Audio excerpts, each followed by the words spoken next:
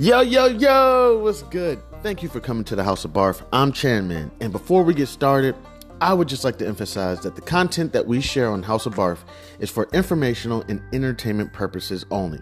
We are not financial advisors, and the information provided should not be considered as professional financial advice. Investing and financial decisions involve risk. It is crucial to do your own research or consult with a qualified professional before making any financial choices. The opinions expressed on House of Barf are of our own and do not reflect the views of any organizations that we may be affiliated with. Please remember that past performance is not indicative of future results, and the financial landscape can change rapidly.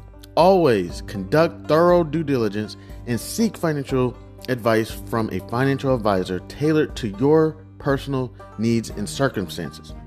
By listening to this podcast, you agree that the host and in the future, if we have any guests, are not responsible for any financial decisions you make as a result of the information presented on House of Barf. Now let's dive into today's episode. Yo, yo, yo, what's good? It's Chairman House of Barf. Literally. I'm hurting right now, y'all. Hurting. So I haven't. Well, first I had a couple interviews. They didn't go well. Financial planner. I don't think they went well. I don't know. A couple more bad interviews, and I'm gonna have to get ready to sell the house and get out of here. I don't even know where I'm gonna go. Probably just. This shit really blows me when you get around someone who, doesn't multiply your life. Moving from having a home to going back to an apartment, trying to build everything up again. And shit's getting tore down. Shit that took 10 years to build is getting tore down in 1 year. Like, oh my gosh, it's devastating. But, yeah, I'll kind of give you the rundown. It started last week. I can't remember what day. Let me think. And thank goodness, thank God it's a holiday. And the kids didn't have to go to school today.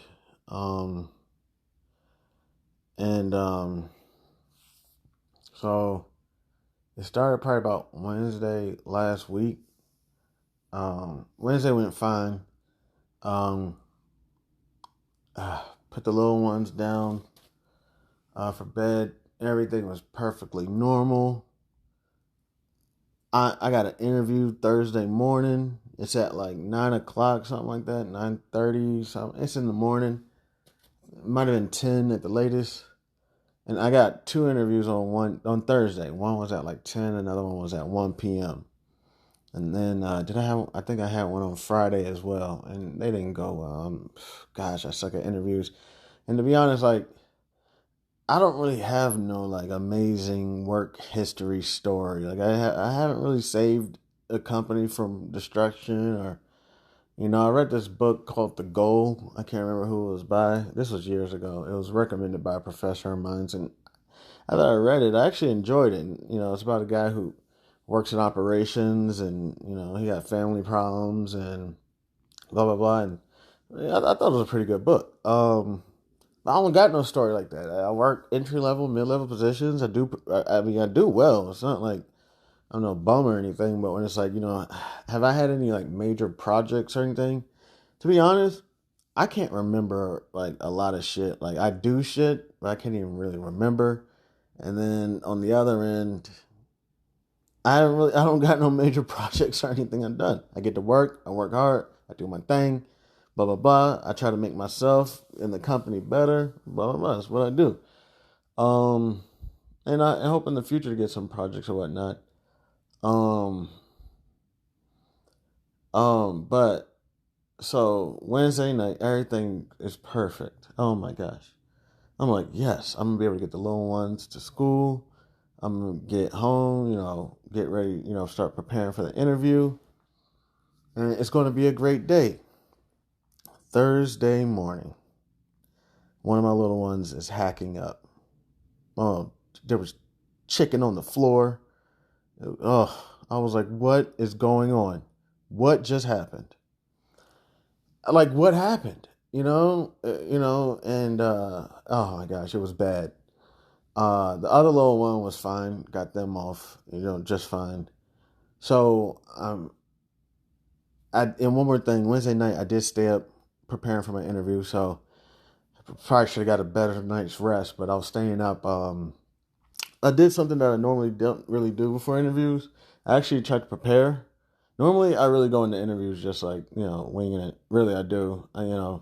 It's like, hey, look, hey, I'm here now, But I actually stayed up and tried to prepare. Normally, in my history, when I stay up and prepare, it doesn't go well. When I wing it, for some reason, it goes better.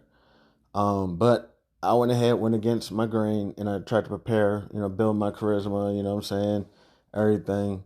And by the way, everything I practiced, I didn't say in the interview. Like,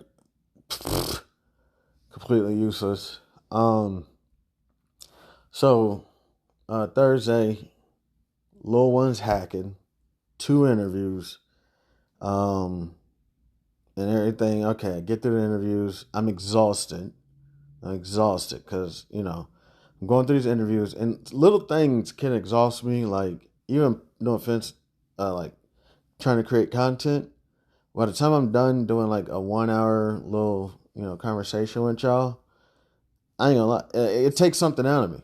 You know what I'm saying? Like, because you get so concerned about fact checking, what you say, and I know I'm not the best trader, and I know I'm not the best, conversationalist, and all this, and it gets to you, and all this shit is public around the world, and it takes something out of you. Compared to if I went to go play a game of basketball, not today because I haven't played basketball in probably a year. It's been nah, nah. I got a game in probably a couple months ago, about a month or two ago. Prior to that, probably it was a few months before I got a game of basketball, and then prior to that. But basketball, something like that, I'm good, But like an interview, 30-minute interview, whatever, could take a lot of energy out of me because I'm just like, oh my gosh. It's like that Black Mirror episode where the guy just keeps replaying it in his head over and over and over and over. Um, so, all right, interview's done. I'm exhausted. Um, it's about time to go pick up the other little one. I still got this one hacking, and um, so um, you know, misses one day. I say, okay, take it easy. Okay, today, stay in bed. Of course, I'm not a doctor or anything, but I'm pretty good with the remedies. You know what I'm saying? Got her feeling good by the end of the day. Of course, I hear laughter and everything. And you like, hey, get back in bed. I know what you're going through. You're feeling good, right? You're feeling good. Some lemon waters and, some medicine and plenty of rest. You feeling good, right? It's like, I'm feeling better. And I'm like, get back in bed. You know what I'm saying? So we get through Thursday and miss one day, no problem. Friday morning, hacking again. Oh shit. And as a parent, y'all know there ain't nothing worse than seeing your little one going through something. Like everything I'm going through right now, man, my parents, I really feel like they're taking the brunt of it. I'm going through it. Losing my job, about to lose my house, car, spouse doing their thing. It's off. But I'm not gonna say I'm fine, but I'm actually fine. I'm like, you know what? This is a part of life. Um, and people may ask, why is he's not really fine. He's not really okay. I mean, to be honest, like, it's not the first girlfriend I've ever had, or it's first wife, but it's not the first woman I've ever dated. You know what I'm saying? Like, you go through these things. And it's not, I've even had arguments with family members that, like, basically never spoke to them again. You know what I'm saying? Like, close family members. So, like, it's like, oh, here goes another one, and plus, I got so much going on that I can't pause. I gotta stay focused. I was going through all this while I had a job, and my job put me on probation for lack of productivity or something. You know what I'm saying? So it was just a crazy couple of years. But to go back, and I know right now this has nothing to do with barf other than barf. But Friday, low on Hackett again. I'm like, oh crap, I have to take you to the doctor now. Because like you have to give the school a note letting them know what happened when your child is not in school. And we had an incident a few months prior,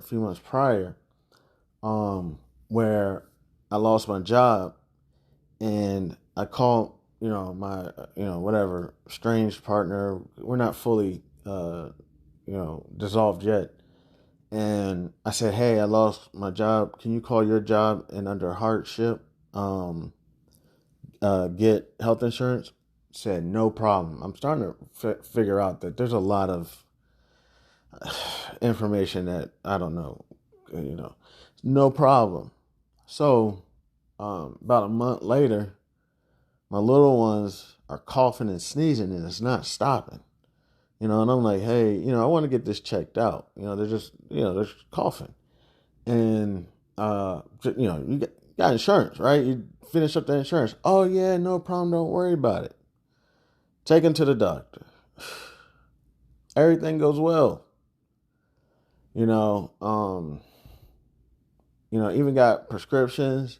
So that's kind of what happened. When I went to go get the prescription, get a phone call, be like, yo, they like disregarded or canceled your prescription. I was like, why? And they're like, your insurance wasn't thorough. It wasn't, it wasn't there or whatever. I'm like, what are you talking about? I have my wife, whatever, has insurance. She said she got the insurance. I lost my job, lost my health insurance, and she got the insurance. And they say, it's not checking out. I said, okay. So then, like a few days later, and not to mention, one was over there coughing, sneezing, then the other one's over there coughing, sneezing. So I took them both to the doctor. So a few days later, I get one bill from one of the kids. Shit was like $800 or some shit. I'm like, what? This ain't making no sense. And then the next one comes in, like another $800. You know what I'm saying? And I'm like, so that incident made me real hesitant to take them this time, even though it's a whole new year and supposedly the insurance is supposed to be good. I just, you just got trust issues because right now I can't afford another 800 bill. You know what I'm saying? I can't. You know what I'm saying? So I didn't go to the, doctor's office. And I just said, hey, Friday, just take it easy. So get a phone call from the teacher, and I gotta admit, the teacher, fantastic. I actually like her. She she sends constant updates on what the kids are doing, takes pictures, sends the picture. Oh my gosh, she's fantastic. Um, um, well, I don't want to put all the business out there, but yeah, Teacher Appreciation Day. I'm taking care of the teachers if I got it. Which even if I don't got it, I'm gonna make sure I do something nice. So get a phone call from the teacher. Oh gosh, I already know because she's thorough. Hey, such and such hasn't been in for a couple of days. Is everything okay? And I'm like, she's sick. You know what I'm saying? She's like, I already knew it. I said, for real? What's going on? You know what I'm saying? And she was like, we got like a few students out this week. Some stomach virus is going around. I said, oh shit. I think you're right because she can't hold shit. So it's Friday, watching the baby again. It's at this point, I'm wondering, I'm thinking like, God, I've been out of work 7-8 months. 7-8 months. Ain't really had no conflict of schedules, nothing. And I'm wondering, God, what are you trying to point out to me? Because literally it felt just like work again. Because during work, I was watching the little ones because our money was funny. Well, that we're figuring other stuff out about that. So I said, you know what, the money's funny. I'll watch the little ones. It's okay. I work from home. I'll watch the little ones. My little ones are fantastic. They know when daddy's working. Please hold it down. Don't be stomping on my head and whatnot. Um, to save on daycare costs, because daycare costs can come up to like 500 a week, and a week. Okay, so I'm trying to save that up. Um, and come to find out, oh my gosh, just some terrible stuff went down. Oh my gosh. Regardless, so it felt like work again. It really did. And if you know it, it feels like torture. You know what I'm saying? Working and watching the little ones. And I've never had a conflict of schedule in the 7, 8 months. The one time I got back to back interviews, my little one gets sick. And I'm like, yo, what is God trying to tell me? Is it like, see, is this what you want? I mean, we're literally getting you off this path. We're getting you, we got a book on, published. I got a few copies coming in, so please, if you could support. You got the, podcast going on. I prefer to call it a conversation. Is this what you want? At this point, I feel like God's screaming at me. It's like, just have some more faith, because when you get back in the office, you're going to have the metrics and all the performance evaluations and promotions and workplace politics, everything that stressed you out and almost tore my family apart. Well, not necessarily, but what happened? Even your children were saying, Dad, you're not the same dad when you work. You're always focused on work. You're always trying to pay the bills. We feel like we don't have our dad anymore, and your kid gets sick. What do? You send them to school. Anyways, not saying I do, but parents do it, because they're like, yo, I can't call out of work, so I got that feeling back, and I was like, I really want to be there for my children, and I don't want something like, my child, throwing up and everything to interfere. Like, I should be able to take some time off. Even the jobs already told me, we want you in the office 5 days a week, 9 to 5. I was like, oh gosh, here we go. Traffic. It's going to be awful. And of course, I'm not going to be getting paid nothing spectacular, because they just want me to come in, see what I can do, which is bullshit. Look at the resume. You can pretty much see what I do. Everywhere I go, I do pretty well, So then, and then not to mention, I was hanging out with a couple buddies. We went to go watch Miami and Kansas City. And one of my buddies said, yo, because I told him, I was like, it's really a busy time for me. I got like all this legal paperwork I got to do and all this stuff. And I'm like, and then I'm also putting applications in. And he's like, whoa, I thought you said I thought you were moving past that. I thought, and it was like his mouth, God's words. Because literally that's what I was saying when I was thinking. I'm sitting there and I'm, laying down with my sick child watching TV. And I'm like, this is where I want to be. And I know everybody's like, oh, you're just allergic to work. You don't want to work. No, it's bullshit. It's actually the opposite. I want to work. I'm going to be one of those motherfuckers like Charlie Munger. I'm working till 99 years old. Like, I'm not retiring. I'll sleep on the other side. I'm good. But I got to take care of my body and my health. Like, I know people talk about no sleep, always eat, blah, blah, blah. Man, it's bullshit. It's total bullshit. What value can you bring to yourself if you're not eating lunch, eating dinner, not getting your rest, and it was actually some coworkers of mine that brought that to my attention, so I got to find that healthy balance of no sleep, grinding all the time, and then also getting exercise, making sure I spend some time with the family, spend some time at the church, not stressing myself out. Podcasting, I can control that. I can post when I need to post. I actually just took a couple of days off. I'm posting right now because last time I took a couple of days off, it turned into like a couple months off. So I was like, all right, Shan, you got to hurry up and post, because 2 days, 3 days turns into 2 or 3 months. And it doesn't really faze me because the content is out there. So like, even if I get a job this time, I'm not going to delete it. 'cause I told you I had the other podcast, The Breaks, about 5 years ago, and I deleted it because I didn't want to have any issues with the job that treated me like shit, anyways. This time I'm not going to delete it. I'm just going to go on a hiatus. So, but yeah, it was just, yeah, I was sitting there and I was like, this is where I want to be because I'm here for my child. And I'm not only here, I'm here mentally, I'm sound.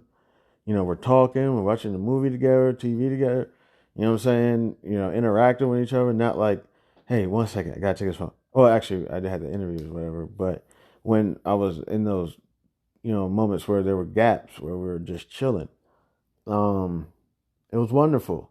I was like, this is where I want to be. And, here for my child. Hey, I can't make it this week.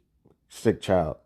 And not thinking like, oh shit, when I get back in the office, it's just going to be, when you take time off, all it is, in my last job, oh my gosh, you take some time off, they keep throwing more work at you. It's not like, some management may try to distribute the work elsewhere, so when you come back, it's not a huge pile. Nah, man, you take a day off, you're gonna come back to a huge queue. The queue is your work stuff, everything you got to get done. Um, so things like that, like I'm there in body, but I'm not there mentally because I'm thinking, man, I should just pull up my laptop and see if there's any amount of work I can just get done. Seriously, for approximately about 2 years, could have been even longer. I don't know. I was taking days off to catch up on work. Was taking vacation days to catch up on work. There was this commercial out here in the DMV. I think it was Ocean City or something. It was like I took my vacation. It's people wearing T-shirts that say I used my vacation days to clean my home. I used my vacation days to cut the grass or whatever it is. That shit was funny to me because I could relate. Because I was like, man, I used my vacation days to catch up on a backlog. Yeah, dumb shit. But finally, everything is getting better now with my family. Like me and my children were like, bonding again and getting everything back to normal. Cause I was absent, not like physically, but just in mind for 2.5 years. They even like I remember when they told me they were like, "Yo, I feel like Dad, you haven't been our dad," and I'm like, "How long have you been feeling like this?" And I'm thinking they're gonna say for like a couple days, a week or something. They're like, probably like 2 years, and I'm like, "What?" And they're looking at each other like nodding, like, yeah, it's been about two, yeah, about two. I'm like, no way. Like, yeah, you're not the same Chan. You're not the same dad. You're this new guy that's always work, work, work, me, blah, blah, blah, blah, blah. You know? And I was like, oh, okay, I gotta work on that. I gotta fix that. Um, so, um, all right, so taking care on Friday, sick. I can't remember. I think I had one interview, I can't remember. Uh Saturday, um, um, you know, children doing okay. Everything's good. Sunday, good. We're good. We're watching football. We're watching TV, movies, and whatnot. This morning, oh, children's finally feeling better. I got them. Finally, they're good. They're good, healthy. We're good. Man, I wake up this morning. Oh my gosh. Wow. It felt like God punched me in my gut. Now, I will have you, on the day I was having interviews back on like Thursday, I got my little one that was sick, um, and got them ready for school. Even though, they hacked up, I just thought they ate too many chicken nuggets or something the day prior. You know what I'm saying? I'm like, see, was there any need to try to eat 30 chicken nuggets? You know? Oh, not thinking. Well, now, but I didn't take him to school. I still was like, just, take a hot bath, get him a hot bath, brush your teeth, get all the germs out your mouth, and go lay back down. You know what I'm saying? Just relax, or what I'm saying, we'll get this figured out. Um, Man, I woke up this morning, sweetheart. It felt like God punched me in my stomach. It woke me up out of my sleep. It hurt so bad. I ain't gonna lie. I for a moment there, I, I was like, yo, I think I'm dying. I was like, this must be what death feels like. Cause this like, and it didn't stop. It's still going on, but it finally mellowed out. It's still, my stomach still hurts like shit right now, but it's mellowed out. And I felt so bad for even trying to even think about taking my little one to school if this is how they felt. Um, and again, the teacher told me that there's a stomach virus in the classroom. You know what I'm saying? So I'm hurting like shit right now.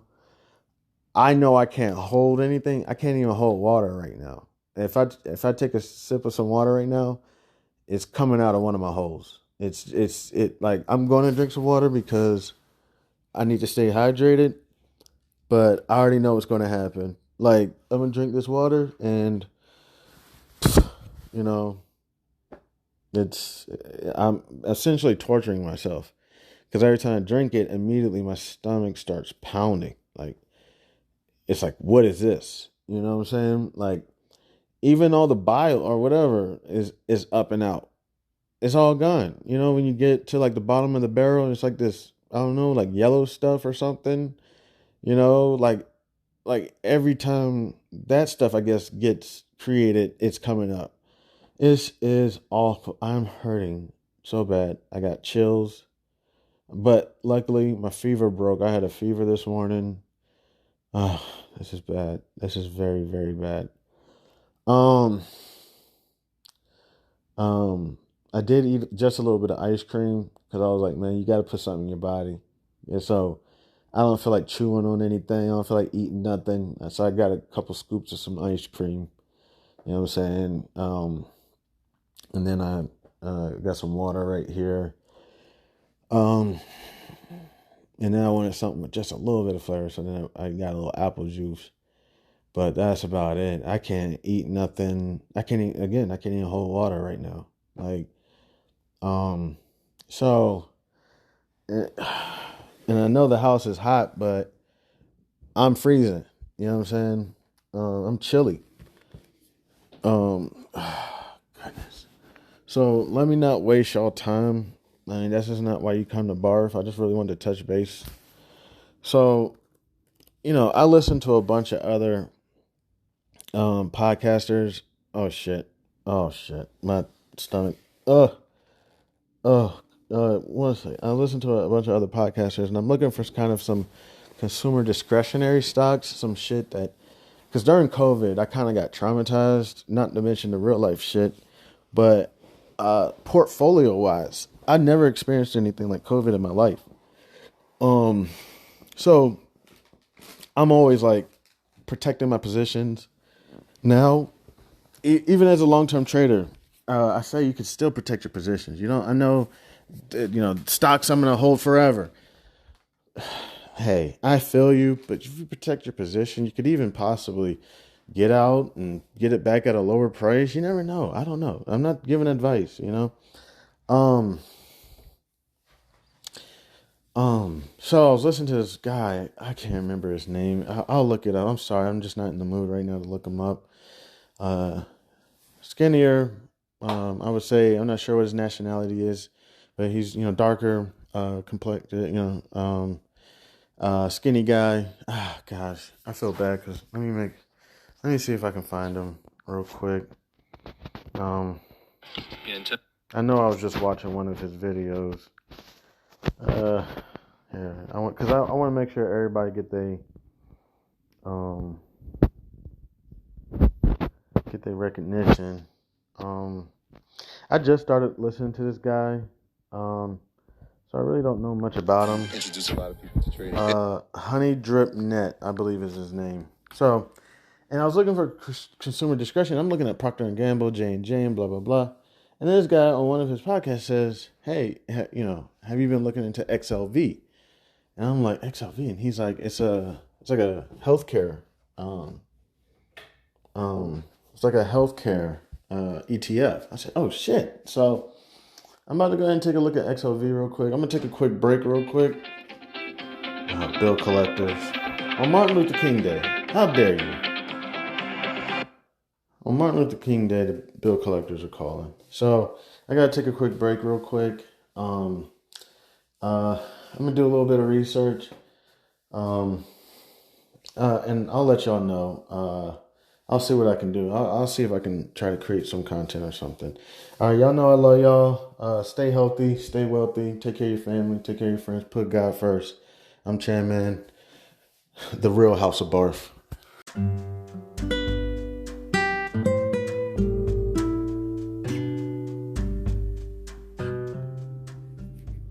I am thrilled to introduce you to an exciting new storybook journey that I believe will capture your imagination. Allow me to present Langston Mankson's Coolamade Stand Adventure, a compelling short story that promises to transport you to a world of interest, excitement, and learning. The title of the book is Langston Mankson's Coolamade Stand Adventure by Chandler Hayes. In a world of colorful imagination and captivating stories, a new children's book has emerged to empower our young minds with crucial life lessons, life skills, and financial literacy. Langston Mankson's Coolamade Stand Adventure is a cheering short story written by a talented Black author who understands the importance of equipping our youth in the early stages of life with the tools they need to navigate the realm of money, savings, and smart choices. Meet Langston Mankson and his imaginary best friend, Zonky, a pink elephant, two curious souls who embark on an adventure around the vibrant landscape of Wichita, Kansas, where Langston Mankson sets out to accomplish multiple goals and is met with obstacles that he must overcome. Langston Mankson and Zonky discover valuable lessons of talking about finances in the home in order to gain knowledge. Langston Mankson, with a little bit of confidence, the guidance of supportive parents, the help of community members like Mr. Tiller, and his imaginary best friend Zonky, Langston Mankson learns about the value of money and how to save, the importance of making thoughtful spending decisions, the significance of thinking outside the box when met with challenges with money, and the joys of sharing with others. Through relatable experiences and engaging storytelling, young readers are introduced to the fundamental concepts of money, such as earning, saving, and spending responsibly. Langston Mankson set savings goals, teaching children the importance of planning for future needs and dreams. The book celebrates diversity and the different perspectives on money, shedding light on its role in different people's lives. The characters' interactions emphasize the joys of serving others, the gift of sharing, and making a positive impact in their community. The pages of Langston Mankson's Coolamade Stand Adventure come to life with vibrant illustrations.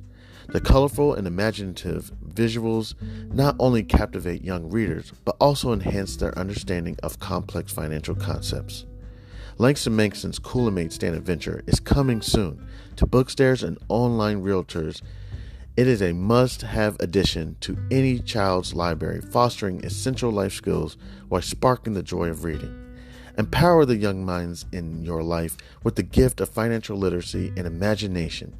Join Langston Mankson, Zonky, family, and friends on their extraordinary journey of running a drink stand to set them on the path of a brighter future. Your opinion means a great deal to me. I would be honored if you would consider exploring Langston Mankson's Coolamade Stand Adventure and sharing your thoughts. Your feedback could play an invaluable role in shaping the future of this project. If you have any questions, comments, or would like to discuss the book further, please don't hesitate to reach out to me. Your support in spreading the word about Langston Mankson's Coolamade Stand Adventure would mean the world to me, and I deeply appreciate your consideration. I am a passionate advocate for financial literacy. Me, Chandler Hayes, and am excited to join the community of storytellers. With a background in finances, I am driven to inspire children to embark on their own adventures of learning and discovery through the power of literature. Langston Mankson's Coolamade Stand Adventure is a heartfelt endeavor to promote financial literacy in a fun and accessible way. As a Black author, I'm committed to providing children of all backgrounds with the tools for success, and I am proud to contribute to a more financially informed generation. Thank you for taking the time to explore this advertisement, and I look forward to the possibility of sharing this extraordinary literature adventure with you. Please feel free to contact me. You can reach me at the email c287gph@gmail.com. All right, thank you. Warmest regards. Have a great day. God bless.